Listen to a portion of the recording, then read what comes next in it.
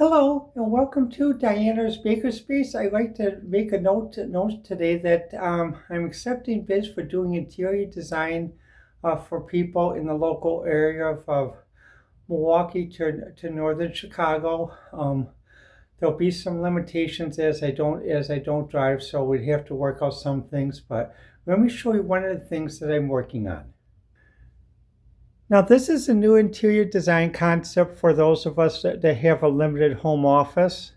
What happens is what you can do is basically just, you can have a little bit, there's an ottoman, two laptops, a computer, but also what you could do is you can put a divider between the three computers, and you can have three cubicles.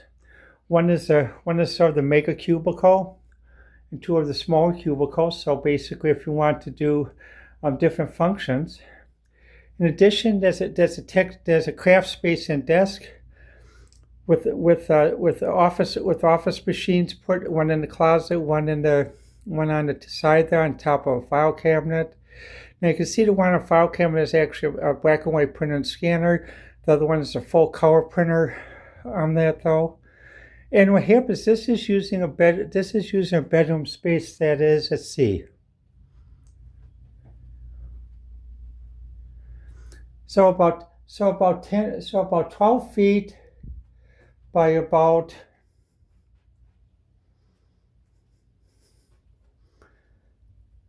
12 feet by about 10 feet. So as you can see, fits perfectly. You can also have aesthetics, and it'll work with a traditional bedroom. Now, I'm taking bids to basically help other people with interior design of small apartments or even with the homes. Stuff like with tech spaces, hobby spaces. If you want to, just reach me. The best way to reach me is at Diana1A on Twitter. Just leave a message on Twitter X at Diana1A, and we can talk in that though. So and also I could give an estimate for how to set this all up. One-stop shopping. I am certified as an interior designer by different groups in Los Angeles and the West Coast. So, well, let me know what you think. This is the new concept of sort of converting basically part of a bedroom into two spaces. This one's sort of a craft space, a multi-use space, and this one is a tech design and multi-use space because you have the ottoman and you can put dividers and you can have three people use this space at the same time. So this has been the new concept for my makerspace in my interior design services. So just reach me at X on Diana1A or leave a message on this YouTube channel. And this concludes the introduction to Diana's interior design service. Let me know what you think. Hello and welcome to Diana's Makerspace on this June 9th, 2025. I'd like to show you a continuation of the KZ80 project revision 3.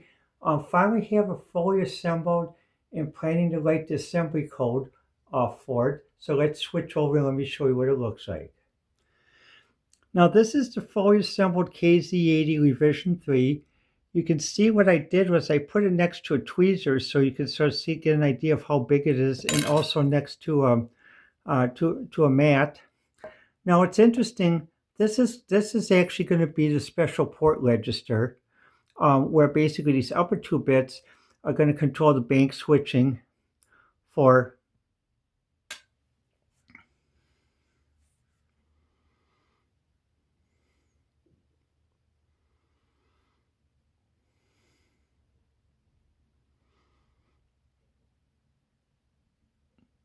and what happens, these upper two bits will be saved for basically the bank switching for bits for address 16 and 17 with the special circuit that the upper 8K E00 through F00 shared. So 0, E001, E00, 2, E00, 300 is all shared, so there's 56K of bank switch memory. And these are the 4 lights I'm going to have it do assembly. Turns one light on, turns this off, then turns this one, turns this off, then turns that off, then flashes these things 3 times, and then starts again. I'm going to write a little Z80 assembly code. Now this is a 273 latch that's used as a special latch memory. For many people that are familiar using a 65816, use a 573, which is a new level of the 273, to make it so basically you could use the dual address bus function of a 65816. This is the 8255 chip, which allows for 3 8-bit ports, and also one of the control lines. I got to connect the second control line, A1. This is the A0 line. The reset circuit, it powers on. Does a reset when it powers on. But also what I did here is I added a special circuit here. This is the power, ground, and this is the clock enable, and this is the clock input. So you can put a different clock input signal in. So when you have the clock disabled, we can put a second clock input signal in. Goes to here, jumps over. And as you can see, basically there's a little status display there. That'll show basically the first 8 bits of memory. So when you do a free run, what you can do is you can actually take and connect basically right through here. You can connect right through here, basically a resistor package, so that you can do a free run, basically if you want to. Now, when I do revision 2, I'm going to see if I can do a different way to make things more organized. But right now, I just have to write the code and do a free run test, and then test the code and do the lights with the special register, and also with the built-in clock that runs at 4 megahertz. Well, let me know what you think. The best way to reach me is by YouTube, X, Facebook, and Pinterest. And this concludes Diana's Makerspace on the KZ80 Revision 3 for June 9th, 2025. Thank you for watching, and thank you for listening. Hello, and welcome to Diana's Makerspace on this Sunday, June 15th, 2025. Just to remind those who are watching before 2 p.m., the Kenosha Art Fair, it already has passed, but there was a Kenosha Art Fair in Kenosha and Union Park from 10 to 2 today. On Labor Day, there's going to be a Lake Forest Art Fair, which I and a friend go down to. Nice event. There's a Starbucks. There's other nice restaurants down there. A classic bookstore, and basically a nice place to sort of just mill around and meet people, meet new people like that. Though, well, for today's project, I'd like to talk about something I've always been thinking about. Is basically a universal hobbyist board. So what do I mean by that? Well, I mean basically, what would happen if you could just take a board, and you could take like a Z80 that's used on the Osborne One and on a Nintendo or something like that, or take a 6502 that's used on Apple II, or basically a 65816 that's used was used on Apple Apple II GS, and just put them on there. Well, this weekend I decided to do a little weekend project. This is it. On top of here, this is a 6502 with circuits basically so that it can access the upper 8K of RAM, and then they'd use the lower K RAM. So if we disassemble this, basically it has a universal bus, my own universal common bus, and this is the one with the Z80 on top of the communications and main memory module. And you can see basically, this is the completed common bus, 40 pins, because these are designed to work with 40 pin chips. And now if we take this off, just a minute.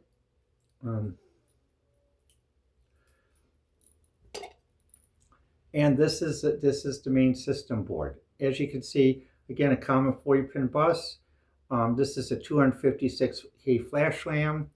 This is an A255 port with with a 138 chip that allows you to select up to 8 ports with four control channels. So basically on this design, you'll have 16 ports, or you can modify so you have 32 ports with 3 control channels. But basically I'm making this with 4 control channels, so basically nibble. So the lower nibble is the control channels, the upper nibble is the device ID. So basically just to make the programming simple so you don't have to shift in that though. As you can see, there's a flash drive. And what happened was, this is all soldered.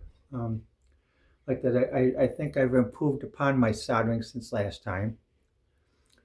And another thing I noticed in making this is that basically when you make this, this gave me some ideas even for wire lab projects, because normally I try to buy long headers like this from different places. I'm limited as to what the chip size is.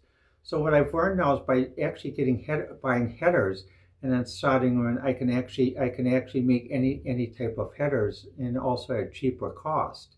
So actually this part can be actually wire lapped like that though. And what happens? So basically, I got an idea on how to do wire lap projects better like that as well, like that though. So that's something else I'm going to do like that. Because I was working on one wire lab project and it's having a little difficulty. So now basically I can start to do it basically. And that though for 40-pin chips and for wide 22 pin chips like that, like basically that's what's used in Arduino with the multi-port chip. So now what the idea of this is simply, let's say you want to try a 6502 project or 65816 project. Okay, here's the module. What you do is just take the module and we just put it on and just put it like you do every other chip. And there you go, and it's right on there, and it's all ready to go like that. Or let's say you want to do a Z80 project. Okay, plug it on there, and what happens is, because of the common bus architecture, this will allow you to put any 40-pin chip on here. So far I made it for the Z80 6502. I'm also going to make it for the 65816 as well. That's coming next, in that though. Now with the 6502 and certain 40-bit chips, what happens? They load the upper memory or lower memory. So what happens? This additional circuitry allows you to specify whether to load the upper memory or lower memory, as well as also what part of memory is going to be shared. Like on this one, on 6502 series chips, I'm going to have the 8K of memory from E00 to FFF being shared with X in front of those if you have memory systems that are being switched or have higher capacity. So you can actually have a common BIOS, a common ROM, common BDOS like that though. And the other thing why I put sockets in here is what I like the idea when the Osborne one was designed that it had sockets, because you can take the chips out and take it out. And another reason why I like sockets is I was raised in a family where basically we worked on my parents worked on the old space program. My dad was a civilian contractor for NASA. My grandfather was a civilian contractor for the Los Alamos project, and they like sockets because in those days they also used tubes, and tubes basically were all, and it's common for many people that had tube TVs and tube radios and things, and even musicians, they had tube amplifiers. They used to carry an extra set of tubes with them because when musicians would play at a concert and someone would do like a big lift or something, and basically the power systems that where they're playing weren't up to spec to keep up with, and the tube would blow. Well, rather than cancel a concert, they just take a break, wait for the amplifier to come down, to cool down, and they put a new tube in and restart again. And that's why this has sockets, because basically this way it's interchangeable. And what happens, so you can put a 6502 on here, 65816 on here, or another 40-pin chip to use up and low memory with this, and connect it to a common bus. So let me show you what it looks like when we put one system together. Now this is what it looks like when we put one system together. This is a 6502 that's plugged into the main communications board. Now if you look underneath, see there's plenty of air room for it to cool. In a way, it looks like a garage right there. It looks like a house with a garage on it, and then you have another house on the side. So, and this is I still call this my sandwich design, because basically you can stack up like this, or basically if you want to, you can even stack it like this. And I'm trying to do something with these connectors here, so it could connect into a bus, and that though, so you can actually stack it this way. For this, I think this is a great way how to. I'm going to try this to see what I can do with my hobbyist things with Z80 and the 6502 series and other 40-bit chips, as well as the 8051 and the 8085. Now, what happens? What I did was I put the Z80 module on here. Now, this is a Z84 a CMOS version, a newer generation of the Z80.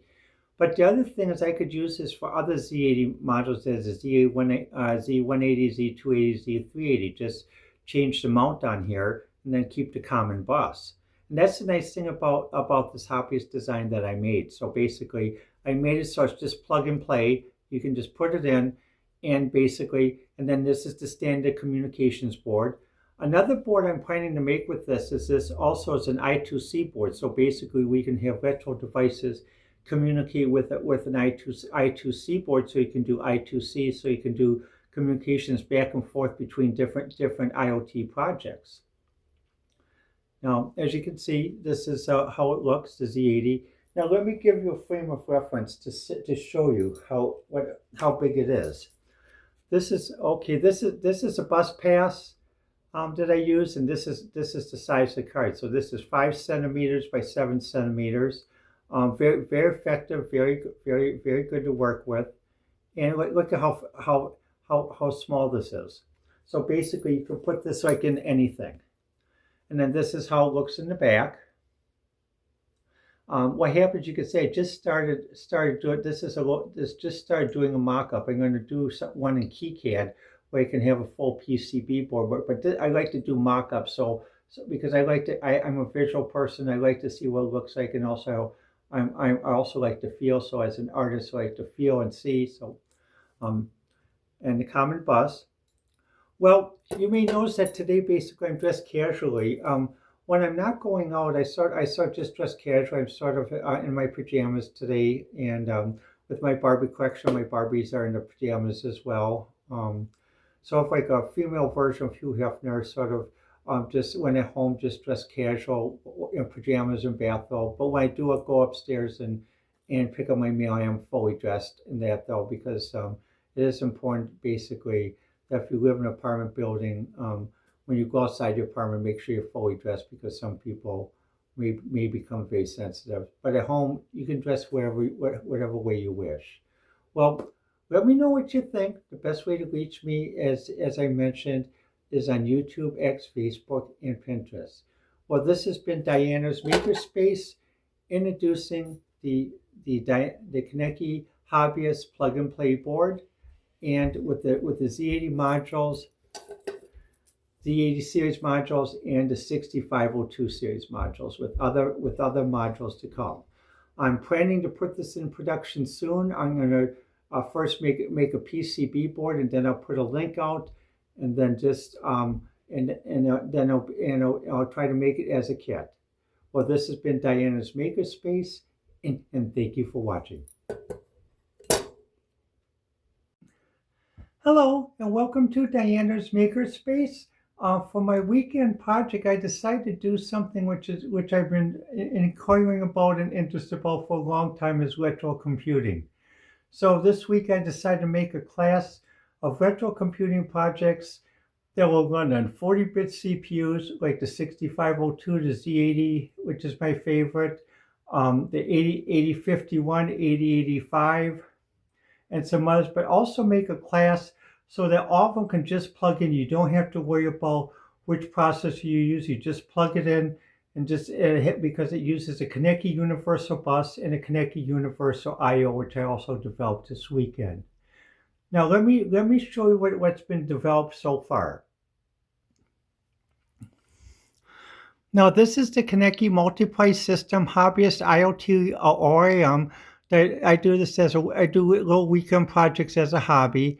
If anyone's interested in marketing them or something, contact me. Principal inquiries only. On top, you can see basically the Kaneki I/O boards, peripherals. Two of them have a selectable switch so that you can put a device ID on to select which device ID, so you don't have to worry about if you have multiple devices. You can select which device ID they use. It's up to 8 device IDs. Then there's the main system board, which has the memory and a 3 8-bit communications port connected to the Kaneki Universal Processor Bus. All these are on the top are shown without headers up to Universal. The center has all the headers. And then on the left, you can see the Z80, which automatically plugs into the Kaneki Universal Bus here. And then the 6502, which will plug in a Universal Bus here. Now let me just show you a little bit of what it looks like. You can see basically very much plug and play. And you can see basically there's the pins, it's headered. Same thing with the 6502. But what's different about the 6502 is the 6502 actually has a special circuit so that basically it's set to use this bank here is a shared BIOS from E00 to FFF, or basically for other chips you could set the low BIOS just by modifying the pin connections on here. This one's set to basically use the full BIOS, and then with the I/O port, you can also do bank switching, because you can see this is the memory, this is the port controller, and then that's the device selector. Now when you look at this is the bare board. Now you can see the bare board basically has the same thing, but plenty of space to add on to it. This is the I2C board, so you could use the 8-bit electrical computers to communicate with I2C devices like that may be used on IoT devices. And this is the multi-port where you have 32 bits of data, 24 bits, three 8-port I/O ports, and one 8-bit control port, again with a device selector. With the Kaneki Multiplay family, I'm planning to add more in the future, and also basically planning to make this in the kit form when I can get this all drawn up like that though. But this is the actual build of what it will look like, and all the things use mostly plug and play modules except for the switches and the transistor as well. But everything else, and also the I2C board is soldered in. But basically everything else is pluggable. You can disconnect it. And the reason I do that, as I mentioned before, like I'm from the old school where basically many people who remember basically using tubes as musicians when they used to play in clubs for amplifiers. When they used to do a lift, sometimes what would happen is the amplifier would the tube would blow because the power wasn't quite right. Well, rather than cancel the whole concert, what they did is they just let the amplifier cool down, and they carried a set of tubes and they replaced it. And that's common for many people in electronics in my generation. So when the Osborne 1 was made, that's what I liked about the Osborne 1 is all plug and play. It's like in a way fixing like an old truck, like a 50s old truck. I used to take it apart and play with it and try different things with it. Gave me my first chance to sort of plug and play and test things. Same with my TI-99/4. That was all plug-in chips too, like that though. So that's why I like this plug-in design too, and that's why I'm a little bit fond of retro computers, because it does bring back good memories. And for me, this is some nice things to try to make some new games and also just some fun stuff to do. Well, let me know what you think. The best way to reach me, as I said before, is on Facebook, X, YouTube, and Pinterest. And also with this, I do these as hobby projects. If people wish to make inquiries as to marketing or build them on mass production, I'm welcome to them, but only principals only, please. And just contact me by social media. I do not accept blind phone calls, so social media contact first, and then once you've been vetted, then we can talk more on the phone and then over Zoom. Well, let me know what you think, and thank you for watching Diana's Makerspace. Hello, and welcome to Diana's Makerspace on this June 17th, 2025. I discovered an interesting thing while I was experimenting with my Toshiba laptop, which has a VGA port and HDMI port. It's made about 2011. Let me show you. By connecting the VGA port to a VGA HDMI monitor, a Dell, and a newer monitor, which is an HDMI monitor, I'm able to run 3 screens. Let me just hold this and do a simple demonstration. Oops, let's see. There you can see the cursor. Now you can see the cursor coming down here. And what happens, we take the cursor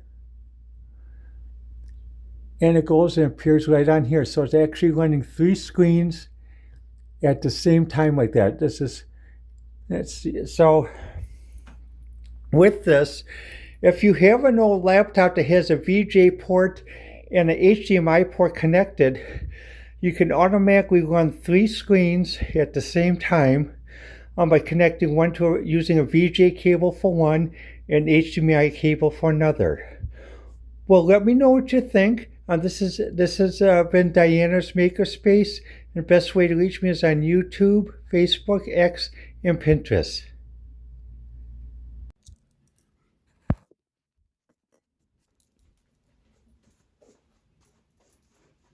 Hello, and welcome to Diana's Makerspace.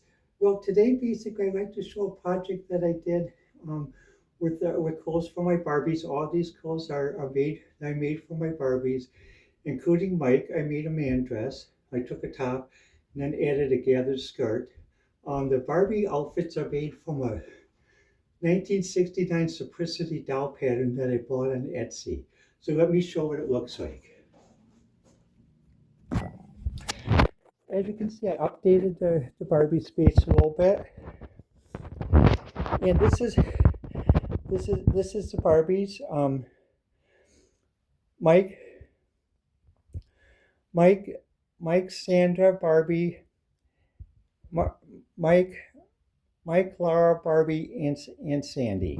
And as you can see, all of them have outfits I made. Mike is wearing a man dress with a gathered skirt that flows with the A-line shape.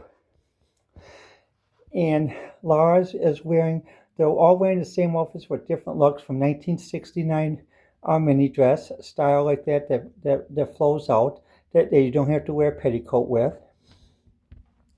And Sandy is wearing the same outfit. As I noticed, so some of the Barbie clothes do fit on Sandy. With my Barbie sorority, I follow the Wonder Woman rule. Basically, women are allowed as well as enlightened men. That's why Mike's part of the sorority, because he's an enlightened man. He's served in the military. He lost his arm in battle. He's still waiting to get a replacement. As many veterans are through the long process. Sometimes it takes through the VA, which would go fast because there's a friend of mine that's a veteran that's waiting for some of his benefits too. But as you can see, all these are made with two singers, a Singer heavy duty and a Singer M1000. The M1000 has a gathering foot. The Singer heavy duty has a stand-in setup. So basically I can switch between the two. Well, let me know what you think. And best way to reach me is on YouTube, Pinterest, X, and Facebook. This has been Diana's Makerspace. And let me know what you think.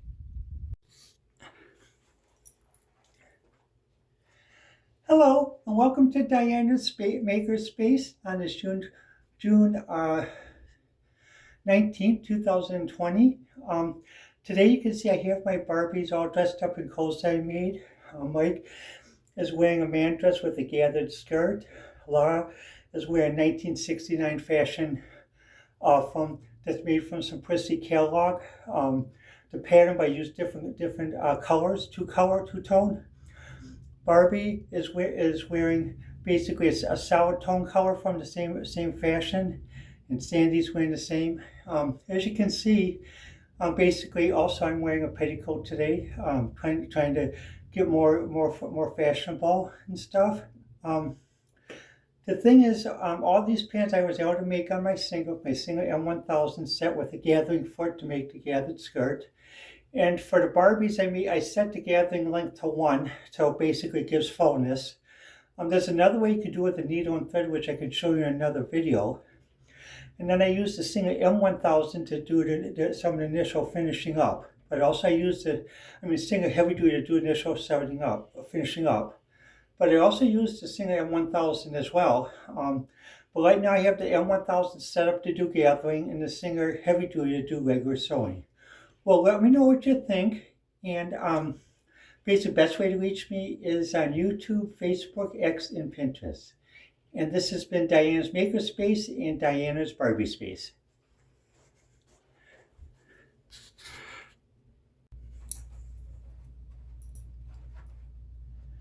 Hello, and welcome to Diana's Makerspace. I wanted to show some new things I'm doing. I made some new outfits for my Barbies. And as you can see, Mike is wearing a different outfit that coordinates with everyone. So for a man dress. And basically for these projects, I like doing this because it's very relaxful, it's very easy to do. And here's the original outfit that's made like that through different template and a sewing pattern like that though and stuff. So you can see and stuff like that though, like that, and basically just have to finish up one other part of this, but I'll do that next like that though. But well, from you can see these are all 1969 fashions. This is a 1969 mini dress that's converted into a top, and now it's converted into a man dress. And for Pride Month, you should be able to wear whatever you want in that though. And I'd just like to make one other point about some things I saw over the weekend.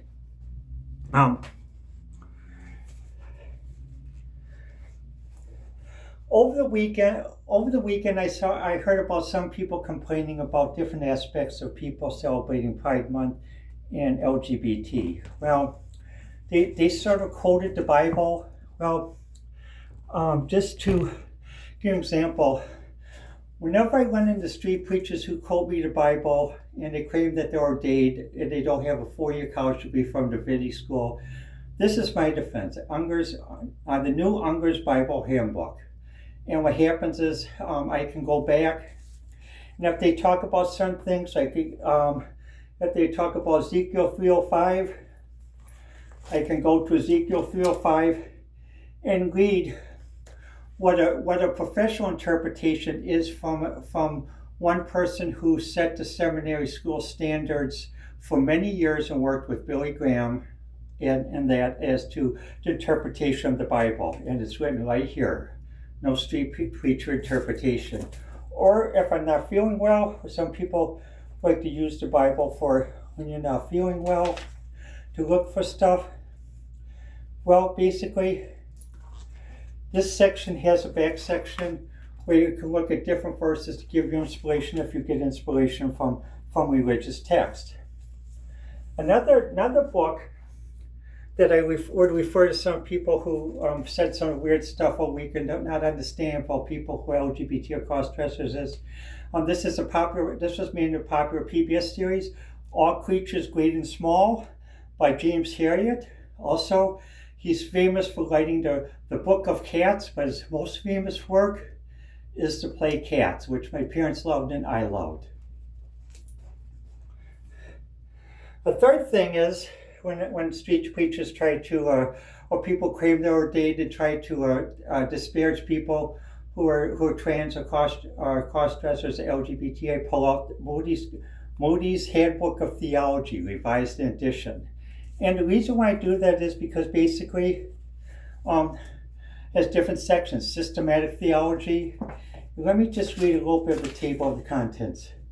Biblical theology, introduction, biblical theology, introduction to the Old Testament, introduction to the Edenic era, and ending with 16 purpose theology of John, introduction to systematic biology, eschatology, doctrine of last things, introduction to historical theology, dogmatic theology, and contemporary theology. So I've read all these and studied all these and have been certified like that. So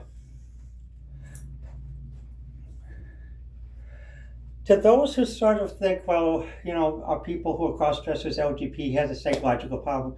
No, that was what original DSM-1 was. DSM-5, it's not. Gender dysphoria is a medical condition. It's a medical condition. It's a medical condition. Also, the thing is, some trans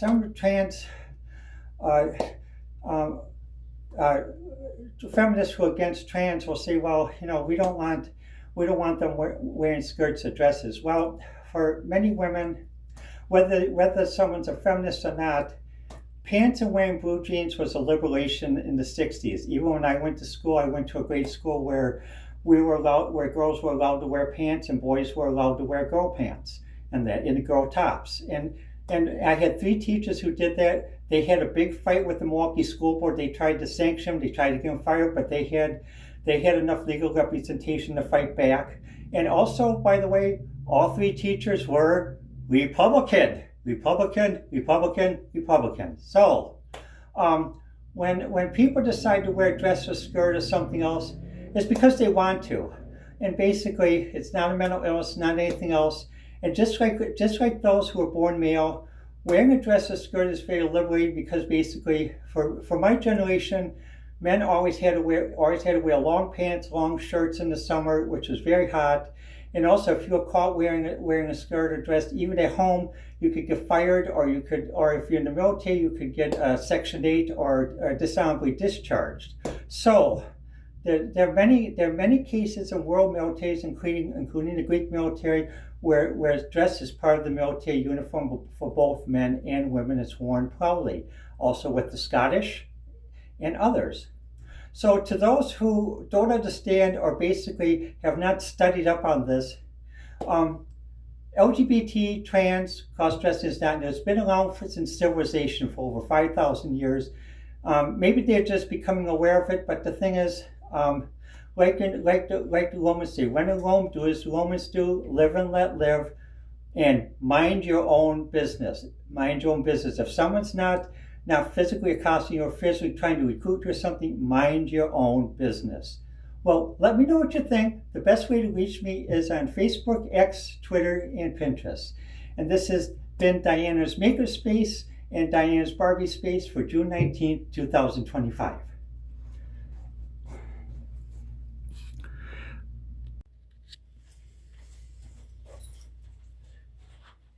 Hello, and welcome to Diana's Makerspace. Well, today basically I have all the Barbies dressed for a mermaid party, so everyone attending a mermaid party wears a mermaid dress or a long skirt and dresses in thirds, not in halves. So these are all handmade. This is a sheer silk fabric. This is a satin silk fabric. This is one that I bought online from AliExpress. And so I have all the Barbies in custom-made mermaid gowns. I didn't use a pan. I just took it, wrapped it behind, pinned it, and then just hand sewed basically all the way, and then pulled the pins out when I was done. Well, let me know what you think. The best way to reach me is on YouTube, Facebook, X, and Pinterest. Well, this has been Diana's Makerspace for June 20th, 2025.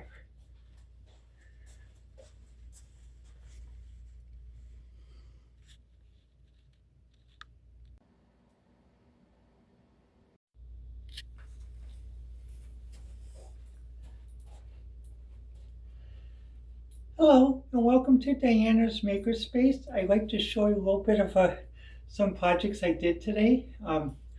The first part was making the mermaid gowns for the Mermaid Cotillion for the Barbies. Um, basically, Laura, Barbie, Sandy, and Mike. Barbie's wearing one from AliExpress. Now this is the satin t-shirt that I finished for a friend of mine. It's a women's size large, and it has a 26-inch length. So basically, you can have it different ways like that though. And this is all done basically with a pattern that I developed. Well, let me know what you think. The best way to reach me is on YouTube, Facebook, X, and Pinterest. And this has been Diana's Makerspace for June 20th, 2025.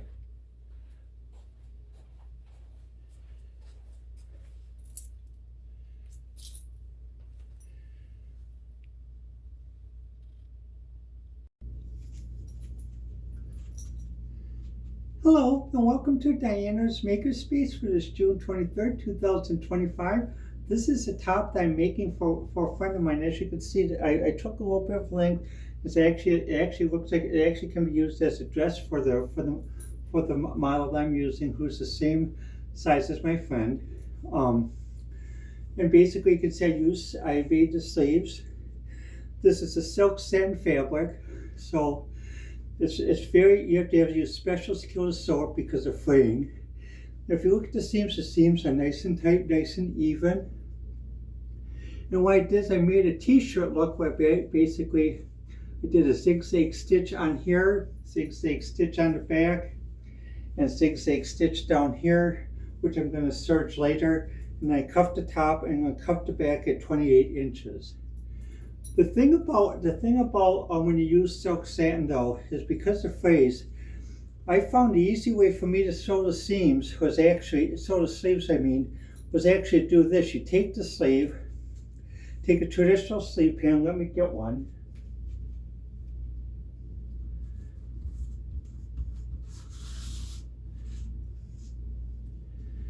Take a traditional sleeve pattern, and then what I did for my friend, because she has a little bit muscular, I added about an inch on each side for the sleeves, like that and that. And then what I did is I added a selvage on the edge here, because when you sew sleeves, the thing you have to remember, each half inch or centimeter that you take off here from the sleeves, you have to multiply by 3, so it decreases the sleeve diameter by a factor of 3. So if you take off half an inch, it reduces the sleeve diameter by 1.5 inches or about 3 centimeters, which can make it that the armhole doesn't fit. That's why I add a selvage. So when you do sew the sleeves, sew a very narrow seam allowance. Sometimes people say 5/8, but I actually went to about 1/8 or half a centimeter. And the sleeves, what I did to sew it was I put the sleeves together like this, so this end here, and then basically so this top, so this part, and then just sewed along. What I'm going to do next time is I'm not going to sew so high up. I'm going to sew about down here so I have some extra space, and then it makes it easier to put the sleeves on. And then when you put the sleeves in, you got to remember you got to put the sleeves inside out. So basically, good side faces good side, bad side faces bad side. And then when you sew, remember this won't go along the whole sewing machine. So you got to pull this up, and then you just got to sew one half, and then you come along and sew the other half.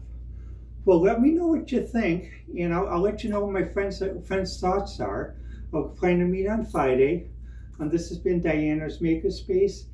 And as always, please feel free to reach me on YouTube, Twitter, Facebook, or Pinterest. Just remember, sometimes based on how I feel, sometimes it takes a while for me to respond to messages. Thanks again for watching, and this has been Diana's Makerspace.